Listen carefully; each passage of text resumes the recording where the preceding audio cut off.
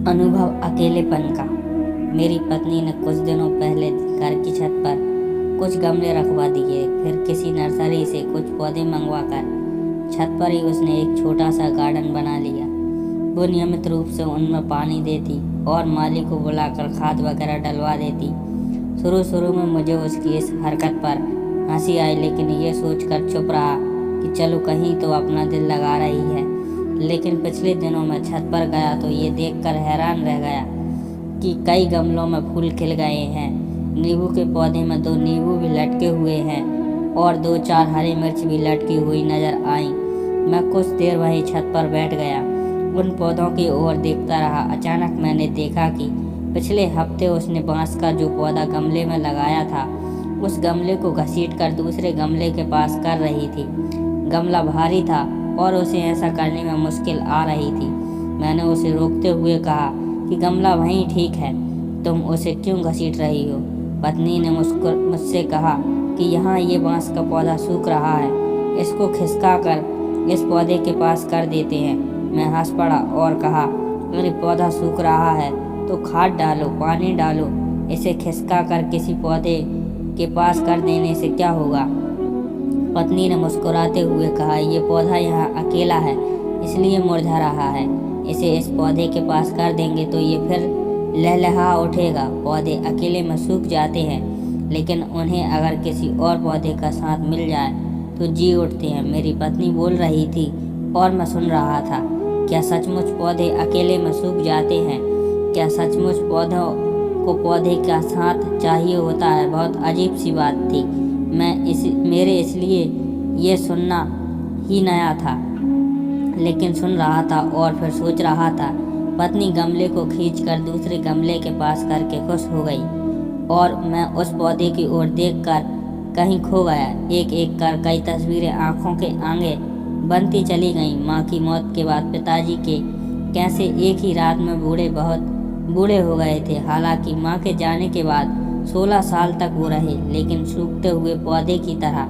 माँ के रहते हुए जिस पिताजी को मैंने कभी उदास नहीं देखा था, वो माँ के जाने के बाद खामोश से हो गए थे। हालांकि हमारे साथ वो हमारी तरह ही जीते थे, लेकिन कई बार मैंने उन्हें रात के अंधेरे में अकेले सुबकते हुए सुना था। मेरी पत्नी कह रही थी, अकेले में पौधे सारी रात सुबकते हैं। वो कह रही थी कि ये सुनने तुम 4वीं कक्षा में ही पढ़ लिया होगा कि पौधों में भी जान होती है, और जब जान होती है तो ये हंसते और रोते भी हैं। देखो ना मिर्च कैसी लहलहा रही है, नींबू इस छोटे से गमले में भी कैसा फल रहा है। ये सब साथ का असर है। मिर्च के साथ नींबू और नींबू के साथ तरोई, तरोई के साथ सफ़ेद फूल। बांस का पौधा जरा अलग सा था तो इसे माली ने अकेले में रख दिया था। माली ने यह सोच की जहमती भी नहीं उठाई कि छोटा पौधा अकेले में कैसे रह सकता है। देखो तो सही, है अकेला पौधा कितना डरा हुआ सा लग रहा है, बेचारा डर के मारे सूख रहा है। देखना कल ये पौधा कैसे हरा नजर आने लगता है। मुझे पत्नी के विश्वास पर पूरा विश्वास हो रहा था। लग रहा था कि सचमुच पौधे अकेले में सूख जाते होंगे। बचपन में मैं एक बार बाजार से एक छोटी सी रंगीन मछली खरीद कर लाया था और उसे शीशे के जार में पानी भरकर रख दिया था। मछली सारा दिन गुमसुम रही।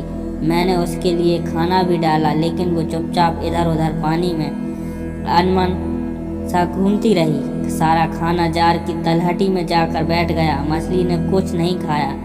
2 दिन तक वो ऐसे ही रही और एक सुबह मैंने देखा कि वो पानी की सतह पर उल्टी पड़ी थी। इस घटना के बाद मेरे मन में मछली पालने की इच्छा हमेशा के लिए खत्म हो गई। लेकिन आज मुझे घर में पाली वो छोटी सी मछली याद आ रही थी। बचपन में किसी ने मुझे यही बताया था कि एक मछली कभी बहुत दिनों तक नहीं जीती। अगर मालूम होता तो कम से कम 2 या 3 या और ढेर सारी मछलियाँ खरीद लाता और मेरी वो प्यारी मछली यूं तनहा ना मरती। मुझे लगता है कि संसार में किसी को अकेलापन पसंद नहीं। आदमी हो या पौधा, हर किसी को किसी न किसी के साथ की ज़रूरत होती है। आप अपने आसपास झांकिए, अगर कहीं कोई अकेला दिखे तो उसे अपना साथ दीजिए, उसे मुरझाने से बचाइए। अगर आप अकेले हों तो आप भी किसी का साथ लीजिए, आप खुद को भी मुरझाने से रोकिए। पहले भी लिखा था, फिर दोहरा रहा हूँ कि अकेलापन संसार में सबसे बड़ी सजा है। गमले के पौधे को तो हाथ से खींचकर एक दूसरे पौधे के पास किया जा सकता है, लेकिन आदमी को करीब लाने के लिए ज़रूरत होती है रिश्तों को समझने की, सहजने की और समेटने की। अगर मन में किसी के कोने में आपको लगे कि जिंदगी का रस सूख रहा है, जीवन मुरझा रहा है, तो उस पर रिश्तों के प्यार का रस डालिए, खुश रहिए और मुस्कुराइए। कोई यूं ही किसी और की गलती से आपसे दूर हो गया हो तो उसे अपने करीब लाने की कोशिश कीजिए और हो जाइए हरा भरा।